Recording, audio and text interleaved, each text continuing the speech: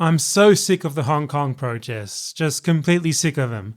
And it's not because I don't think they've had legitimate reasons to protest or anything, it's that they've been overplayed and used by people who don't genuinely give a single shit about what's going on. I made a video on the topic on my main channel 8 or 9 months ago?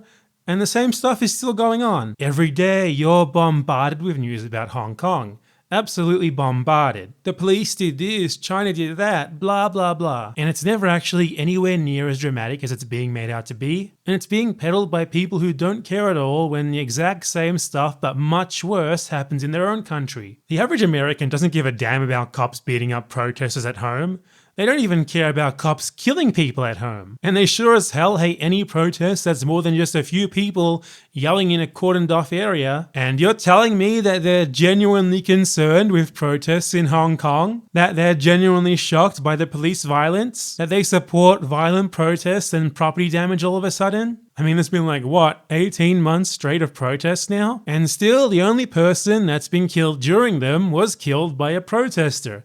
That was true when I made my first video and it's still true now. People are so desperate to claim that they're more than what they are that they've started adding suicides to the death count. The cops there haven't responded in any more brutal of a manner than they would have anywhere else. And actually, compared to certain other countries, the US included, they've been a lot less brutal. Elsewhere, well, you've got people being massacred in the streets by the cops and the military of actual fascist governments, but not a peep from the same people who sure do talk a lot about Hong Kong. There's only so much of this that I can have shoved down my throat until I just stop caring. Whatever these protests might be to some of the people involved in them, their primary purpose is to be little more than ideological fuel. The pet protest movement of the world's worst people, being used to fuel up the news cycle and drown out much more important protests elsewhere, that are also facing much more brutal oppression and that, surprise surprise, those people don't care about at all. The revolution of our time? Give me a goddamn break. The revolutions of our time happened in Chile, Bolivia,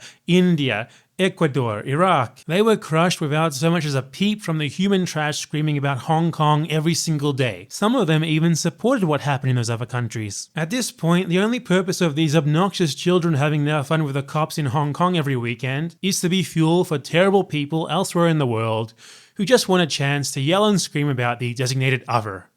Now excuse me, I'm off to go and play Minecraft. I love video games.